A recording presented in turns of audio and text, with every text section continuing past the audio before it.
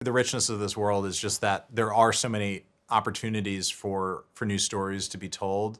And I think, Ira Parker is doing such a wonderful job with that in Knight of the Seven Kingdoms. I think there's a real opportunity to actually answer your question. I'm not just dodging around it, but the opportunity that I think excites me is to see a story where the Targaryens are still at the height of their power in terms of controlling the kingdom, but don't have their dragons anymore. We know that that's, from Game of Thrones, where we start with no dragons, our show has many dragons. We know there's an in-between point, but there's an in-between point where the Targaryens are still ruling as a powerful dynasty. And I think there's a really fascinating story to be told there, sort of in the, the fresh wake of our particular period of history.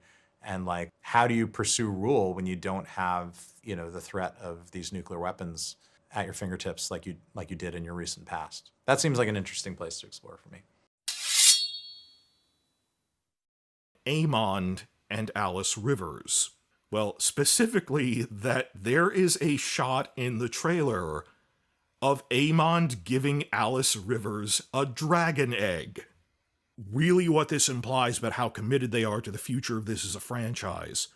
Remember, after season 1, we were all confident going, this will run 4 to 5 seasons, then we'll have a direct sequel Regency show which lasts another 4 to 5 seasons.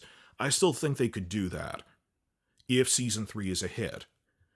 Because really, Regency season 1 is House of the Dragon season 5. That they talk about just continue the story. But there's an in-between point where the Targaryens are still ruling as a powerful dynasty. And I think there's a really fascinating story to be told there, sort of in the, the fresh wake of our particular period of history. Obviously, the story of Rhaenyra and Daemon would wrap up, but other side characters would come to the fore. That the Velaryons are very important. Like, Alan would be very important. Baela and Rhaena trying to hold the realm together for their younger half-brother.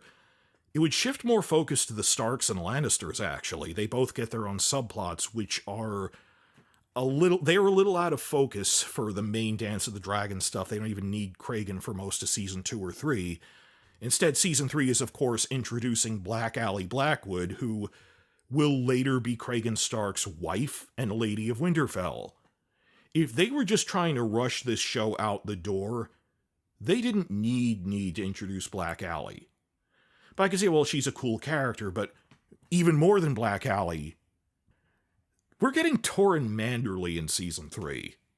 They did not need to include that whatsoever. He becomes one of the members of the Regency Council. He's important during the Regency era as a political leader. Now we're seeing them setting up the dragon egg on top of everything. And that hasn't paid off in the 8 chapters that we got on the Regency era. There's roughly 2 chapters make a season at the rate they've been doing it. This is something that would come up in like Regency season 4 or 5, that they'd have to invent stuff for, that they are really setting up down the line. And as I said before, I for one would really like a Regency show, because I'm saying, can we have a show that stars Abu Bakr Salim and Amanda Collin again? Like Raised by Wolves. Shout out in the comments if you're Raised by Wolves fans that Alan becomes the new head of House Velaryon, and Corlys eventually dies of old age. Alan becomes the head, and he's trying to hold the realm together. He's with the Regency Council. Jane Arryn is another member of the Regency Council. All this other stuff, work in the Starks and Lannisters more, which are fan favorites. It's just, how when Game of Thrones ended, so many people went, oh man, I want a season 9. Can we have a direct sequel? And not only is there no source material, it wrapped up in such a way you couldn't. This show actually does have a direct sequel. You could just keep going. Really, Dance of the Dragons, yes, it's not like, maybe we could cobble something together with Arya as a sequel. It has a direct sequel. It's a little more of an anthology spread out, but the groups it covers are fan favorites. The Starks, the Lannisters, the Velaryons, the Blackwoods. And this is our first real sign they are doubling down on that. That however wobbly we feel right now, when there's all these doubts from season 2, that behind the scenes, HBO has already seen the rough cuts for season 3 and they really like it. As for who'd be running this, well, Ryan Condal wouldn't be directly running it because he's talked about he's stepping back to an executive producer role, he's moving back to the United States. But just this past month, Ryan Condal renewed his contract with HBO through 2029. That if anyone's posting clickbait about, and HBO is abandoning Condal and throwing him under the bus. No, if anything, the criticism is that Condal sided with HBO for pragmatic reasons, but HBO has expressed every confidence in Ryan Condal and has renewed his contract and stuff. I don't think he'd be the direct showrunner though, but I think he's growing into the position, the oversight position of like a Kevin Feige for Marvel, or the Dave Filoni of Star Wars, or the James Gunn of the DC Comics cinematic universe. And as part of organizing all of this, he's laying the groundwork for the later seasons of a Regency show and the long-term threat of Alice Rivers and Mordred Targaryen, basically. Sorry, I keep thinking of the Excalibur movie that and I mentally picture this kid as what she did with Mordred in that.